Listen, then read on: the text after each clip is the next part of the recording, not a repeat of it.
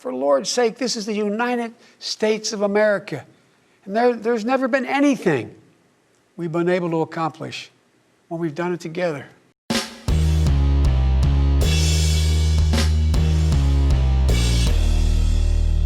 How's everybody doing? My name is Anthony Brian Logan, and today I bring you a recap of day 4 of the Democratic National Convention, also known as the DNC.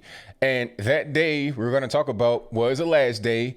There won't be any more of this until 2024. Thank goodness, because I was really struggling to make my way through it, watching these dry speeches and seeing all the emotional stuff. You know, one thing they do with the DNC very well is they try to tug on your heartstrings, they try to like poke at you. If you enjoy watching like chick flicks where it's always some kind of emotional roller coaster, you'll enjoy the DNC. All right. Personally, I have an ice box where my heart used to be, so I don't get caught up in the emotion. You know, I'm pretty much stone faced. I'm Stonewall Jackson when it comes to my emotion. However, I can see how somebody that's a Democratic supporter would just break down and cry when they see what's going on here. But I digress. Let's get into the convention.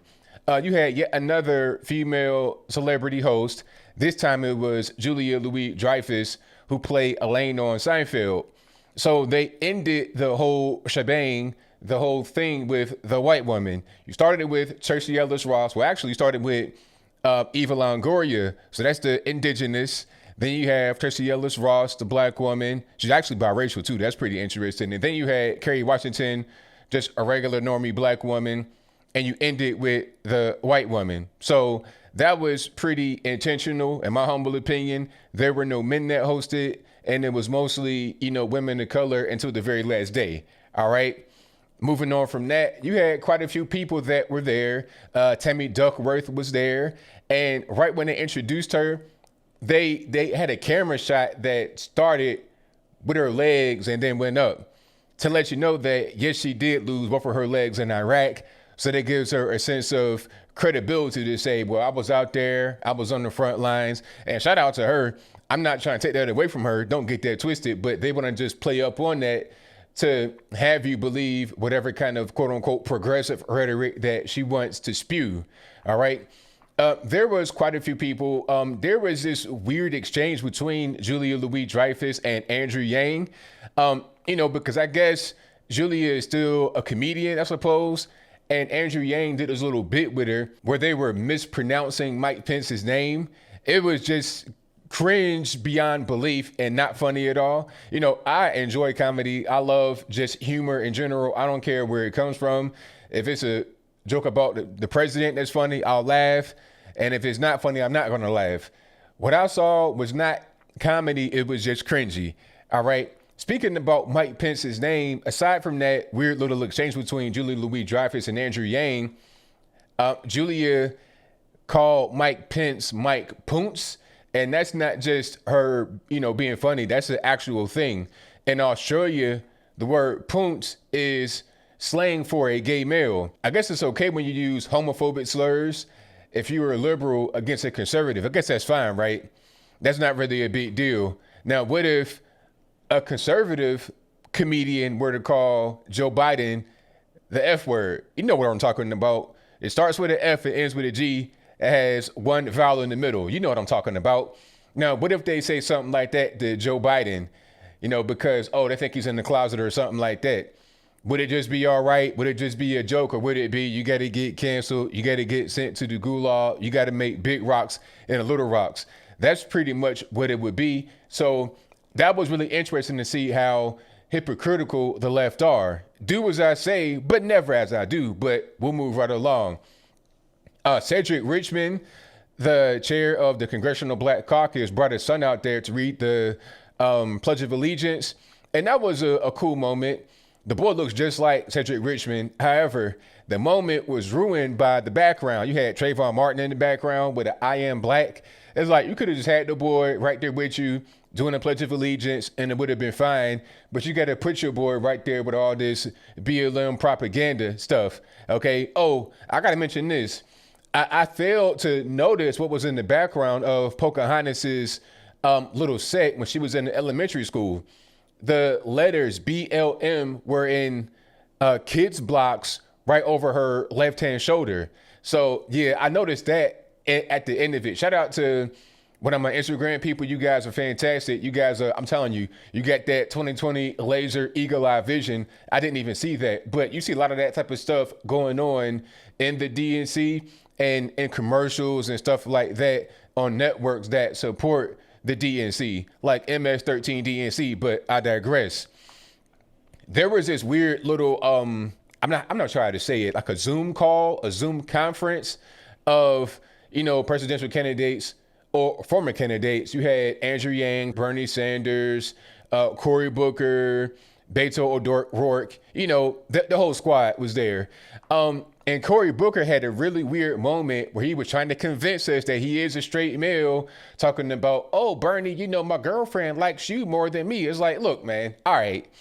I'm not judging you based upon what you do in your life, but if you're 55 years old, however old Cory Booker is, you never been married, don't have no kids, talking about, well, I got a girlfriend. It's like, sir, who are you trying to convince? Me or yourself?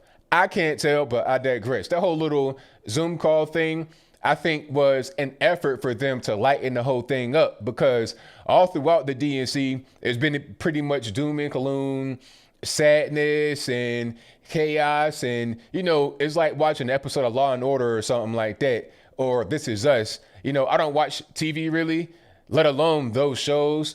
But from what I hear, there's like, you got to get a whole big Costco box of Kleenex to watch that kind of show. I'm not into that. I enjoy laughing. I enjoy joking. If you know me just to kind of be cracking jokes and just kind of being goofy. So I don't want to see nothing like that. In the DNC, it was torture to me. Like I said, it was like Chinese water torture. It was like getting waterboarded. You drowning. I don't really see anything like that, but I'll move right along. The Chicks, the group formerly known as the Dixie Chicks, made an appearance. I think they did a national anthem, and they were totally unrecognizable. I feel like the whole thing with the name, changing it from the Dixie Chicks to the Chicks, they say, oh, we don't want to be involved in any kind of racism, all this, that, and the third. They say that, but I feel like they did that more for a PR stunt, because if not for that, then I would have no idea who they are. When's the last time you heard a Dixie Chicks or the Chick song that you like, let alone remember? Okay. And quite frankly, I don't know anything they've done. All I ever known is their name. I don't even know any of their music at all. Not even when they were relevant back during George H.W. I have no idea really anything about them, but I'll move right along. Hunter Biden, Joe Biden's son, made an appearance. I'm not sure if anybody from Ukraine was there with him, but he did make an appearance to vouch for his father. And his daughter, Ashley, who I've never seen before in my life, made an appearance. Now, Ashley is the child that he has with Jill Biden, and Hunter is a child that he had with his first wife who died in the wreck. And they wanted to play upon the whole thing about, his two surviving children, because two of his kids died. Beau Biden had brain cancer. He died in 2015, and his daughter Naomi died in the car crash where his first wife also died. So they wanted to play upon the whole thing about, he's experienced loss. He's experienced grief, talking about Joe Biden, that is. He's experienced loss. He's experienced grief. So he can feel your pain if you have pain. Like I said, a whole lot of heartstring pulling, a whole lot of, emotional manipulation. I'm not a fan of it at all. Now, speaking of emotional manipulation, a young boy came out there who had a stuttering problem and said that Joe Biden was helping him and whatnot. So that was a whole big moment. You got the somber music. That was pretty much a theme all throughout the night. And it capped off with Joe Biden giving the speech. Now, my expectations for the speech were pretty low, because Joe Biden, you see the guy and you see him talk. He can have moments of lucidity. He can have moments of clarity, but he'll have a moment where he's just kind of getting real triggered and eyes start bucking, and you see some dementia starting to wear in. All right. Previously, like I say, 2009, right around presidential election time, even before that, he was more clear, he was more focused, he was more direct by telling the story. But nowadays, it's not quite the same. Although during the speech, he didn't do that bad. He did stumble occasionally, like I played at the very beginning. He did have those stumbles occasionally, but he didn't do that bad as far as just being able to speak, which is what we all kind of were focused on. It's like, okay, is he going to stumble, bumble? Is he going to talk about, I'm in, I'm in Iowa, but really it's Delaware? Like, Was he going to have those kind of stumbles? He didn't really have that too much. He had them occasionally, but not that much. I'm not sure if it was live or if it was pre-recorded. I couldn't really tell because I'm watching the videos and the clips and whatnot after the fact. I was on a show with Brandon Tatum and Derek Grananego, and shout out to them. Check that show out through the link in the box. But I was over there doing that show, so I wasn't watching the DNC live. And even if I was watching it live, I don't know if I could really tell if what he was saying was live or not. Anyway, the speech was about the general stuff we talk about all the time. You know, how Orange Man's bad, how I'm better, all this and that. He repeated the Charlottesville hoax lie that I get tired of explaining. I'm not going to explain it right here for the millionth time. Just know that the whole thing about him saying good people on both sides was right. It was correct. He was not speaking about one side being the white supremacists, the other side being regular normies. He was not saying that. Check out the whole speech. Check out the whole talk for yourself. I'll put that link in the box below as well. So you don't take my word for it. Take it straight from the horse's mouth. Take it straight from Trump. The media are lying to you about that. So is Joe Biden. But it's easy to get a lie like that off when you got the entire Democratic Party and some on the right parroting the same thing. And you got the media parroting the same thing. And they control all the way that the news is disseminated for the most part in a major way. I can disseminate news, but I'm not a major player like the mainstream media are. You understand what I'm saying? So they're just putting whatever they want out there to the point where a lie becomes truth. What he said about the Charlottesville thing was not true at all. There was quite a few untruths in it, and mostly just doom and gloom, talking about, oh, we got to have a national mask mandate, and, you know, if we don't do this, everybody's going to die. You know, it was like hellfire and brimstone. I wasn't a fan of it at all, of course, because I'm not a fan of Joe Biden or their particular rhetoric or their policies. So as I close, I want to say this. I'm glad that the DNC is over with. Some said that Joe Biden did a very good job. You know, of course, someone on the right, like Chris Wallace, a Trump hater, Guy Benson, I'm not sure what, you know, his problem is, talking about, oh, he crushed expectations. It's like, man, come on, stop. It wasn't all of that. He just didn't fall on the ground and slobber on himself during the speech. I guess that's enough to say you did a good job and you crushed it.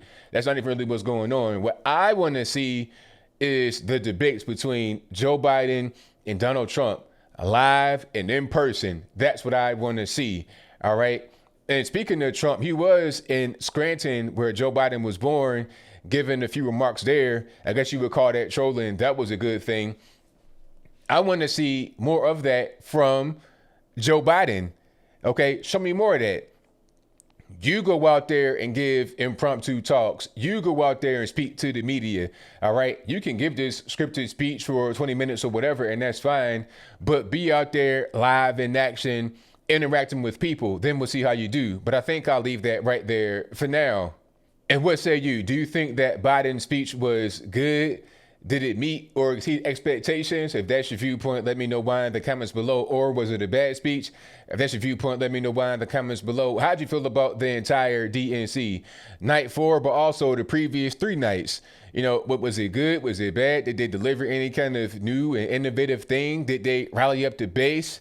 If you are a Democratic voter, do you feel empowered? Do you feel enthused to go out there and vote for a 77, nearly 78-year-old man named Joe Biden? If that's your viewpoint, let me know why in the comments below. You guys pretty much know where I stand with it. DNC, a snooze fest to me. A bunch of dry speeches, you know, a lot of uninspiring celebrities, random people. It just kind of reinforces what I don't like about a Democratic Party. If they're trying to gain more people, if they're trying to have unity, they're not doing a very good job at it. That's not how you really go about it. But whatever your thoughts are, please let me know in the comments below. And that's all I got to say for this video. If you like what you heard, please comment, rate, share, and subscribe. Peace.